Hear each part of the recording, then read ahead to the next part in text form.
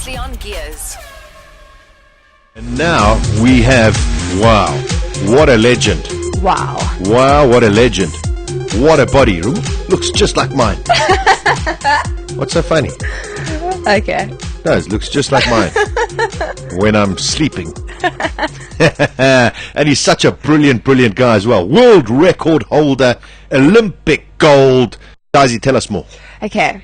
I've got a little intro to start with. Oh, what a good idea. We like your intros. Oh, thanks, Sash. And now, Daisy's double D's and her intro.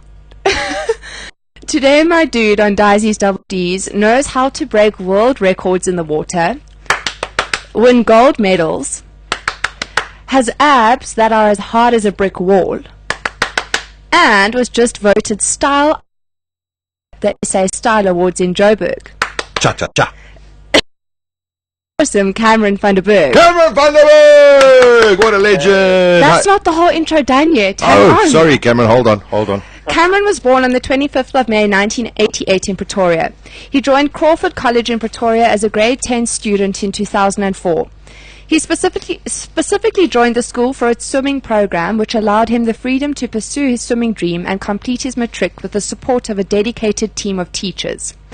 His message in his matric yearbook was just keep on keeping on, a saying which has proven its worth. He is known for his outstanding achievements in the swimming pool and, of course, got the South African gold medal run off to a start at the 2012 London Olympics, where he won gold in the 100-meter breaststroke. His achievements are endless, winning numerous World Championship medals since his debut in 2007, and he has won the FINA overall World Cup twice. Hi Cameron, welcome to Gearz on Balls Visual Radio. So, how's it going, guys? Well, that's quite a introduction. Thanks for the flattery, yeah? A pleasure. There's no flattery, buddy. Just honesty on the show. And listen, even the double D. Even the double D's. No. No, okay. Double C's. C's, yeah. Double C's.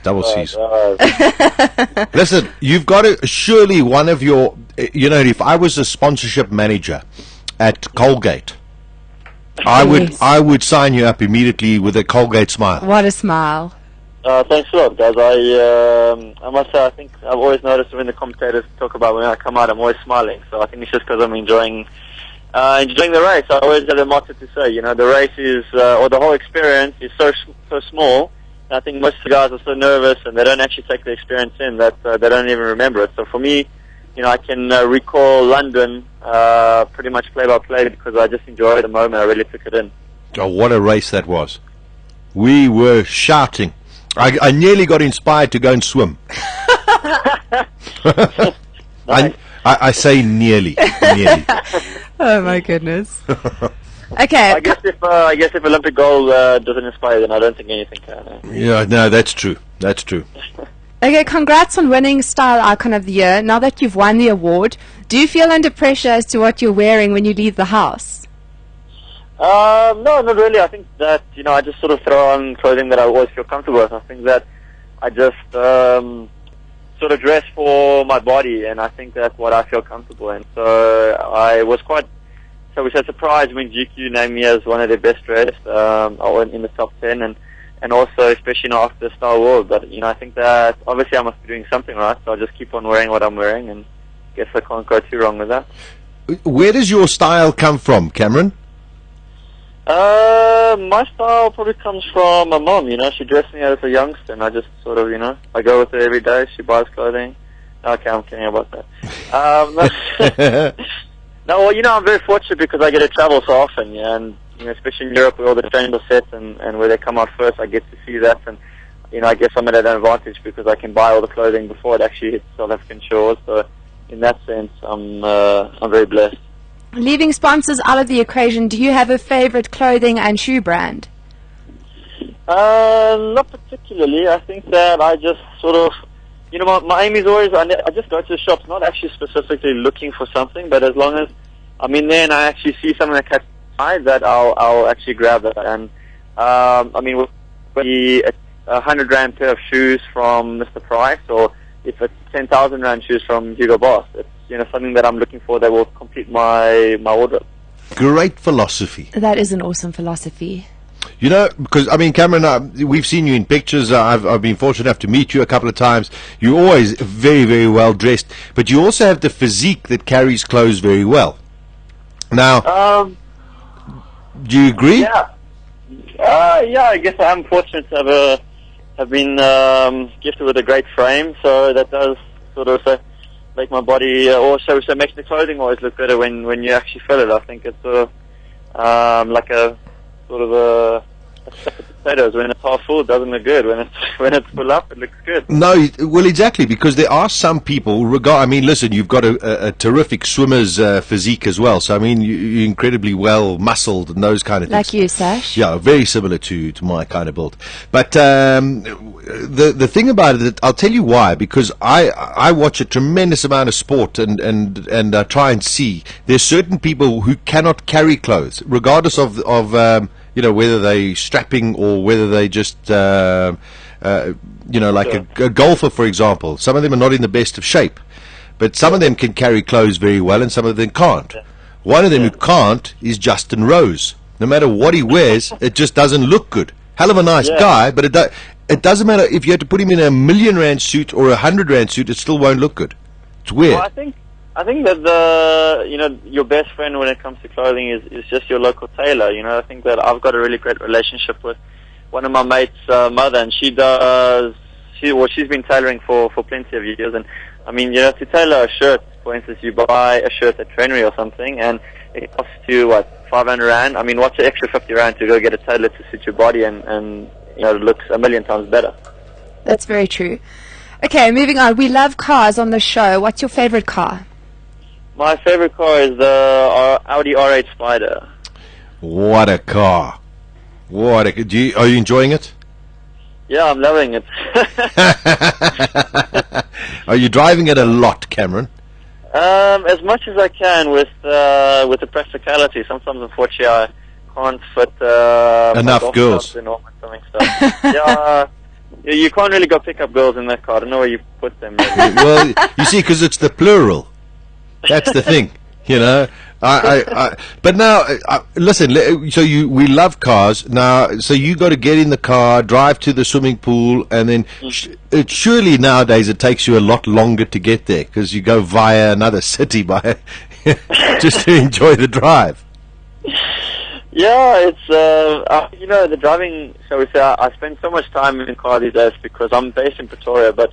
You know, every second day I'm in Joburg, go up and down to the airport, and so for me it's really important just to enjoy your time in the car, because if you really calculate at the end of the day, I'm probably spending about 2 hours to 3 hours every second day in the car. Sure. And, you know, at least that time in the car needs to be enjoyable. You know, you need to also have practicality with enjoyment. So for me, something like the R8 is, shall we say, a bit of a showstopper. It's not as practical with the fuel, but luckily, Sascock takes care of me a little bit on that side, so I'm very fortunate.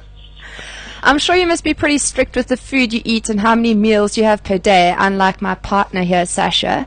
Actually, before I ask you my question, Cameron, please, you have to help me. Sasha eats wine gums, chips, and drinks Coke while we're at work. How can we get him to eat healthy food? Please help me.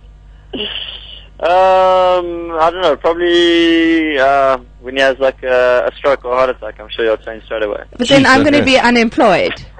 No, we just hopefully like a small one. And then, you know, don't listen. It's a very good question. I mean, you've got to eat healthily or whatever, but don't you? Do you have like a sweet tooth, for example?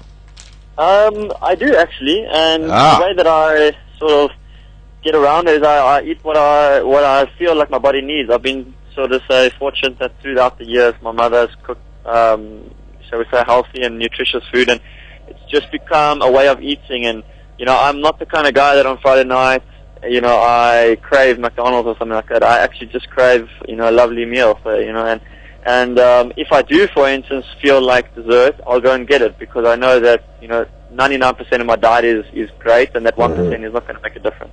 All right, good point. Are there any specific meals or special meals you eat before a big race? Yeah, I mean, I can take it through. I mean, let's say if I'm racing a final in the evening, I wake up in the morning, have a big carbohydrate meal, low GI so that it's the same through the whole day. Then at lunchtime, I'll have my last big protein, which is only white protein. Meat, unfortunately, red meat takes too long to digest, so I'll have either chicken or fish, preferably fish. And also low GI carbohydrates. And then within 4 hours towards the race, then I just eat a lot of natural, like plant fats. So a lot of avocados, nuts, seeds, olive oil, peanut butter, things like that. And that's really concentrated energy that you can digest very quickly. That gets into your bloodstream, and then just a whole bunch of bananas throughout the day. That's very interesting. So I could eat lots of avocados. Wow, that's super healthy for you. See, there we go. I'm not so bad, Daisy. Okay, Sash. I've always wanted to ask a swimmer this. Michael Phelps looks pretty chilled out. Did you chat to him much in London, and is he a nice guy?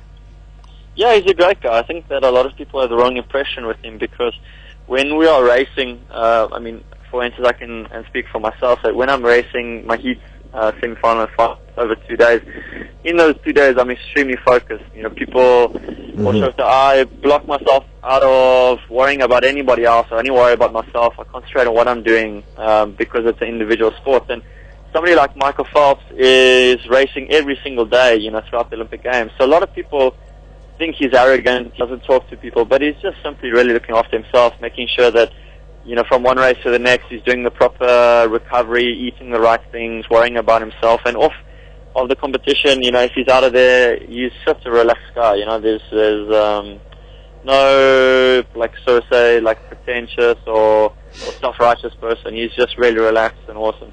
Did you see that putt he made at the Alfred Dunn Hill? I actually saw it. It was quite impressive.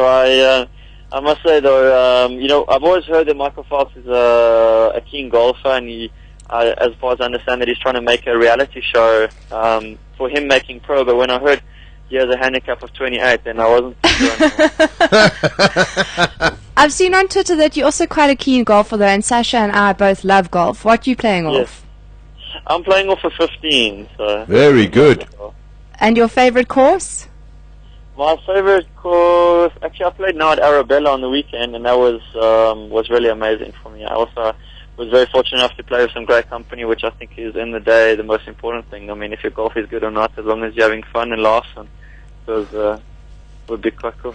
So, Cameron, now where to from now? I mean, how many more Olympic golds are you going to get? Or is that not the plan? Yeah, no, that is definitely the plan for me. The next 4 years. At the moment, I've decided to skip the World Champs in December now. I've attended every major competition since 2005, I think. So if you're going to skip anything, you do it now before you start your build-up to the next Olympics. So for me, just taking some time, you know, like just sort of trying to be normal, you know, playing golf, going on holiday, eating what I want. And yeah, then we'll start the build-up to the 2016 Olympic Games, where hopefully we'll defend the title again.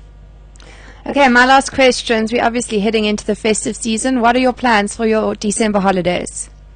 My plans entail, I've got an appearance to do in Russia, in St. Petersburg, so I'm going to be packing my warm underwear and heading over that side, and I think it's 21st, 22nd, and then I'm heading back. My parents have a house in Jeffreys Bay, so I'll do some surfing and enjoy Christmas with them, and then maybe heading out to Cape Town for New Year's. Brilliant. Thanks so much for chatting to us today. Anytime, guys. Thanks a lot. I appreciate it. Have a lovely day. Yeah, thanks, Cameron, and all of the best. Have a safe festive season, and of course, we'll always follow your progress right here on Balls. Thanks a lot, guys. Look forward to visiting you in studio sometime. Look forward to it. There we go.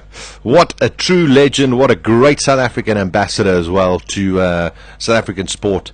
The one and only Cameron van der Burgh. Well done, Daisy. At the next intersection, turn on Gearz with Sasha Martinengo.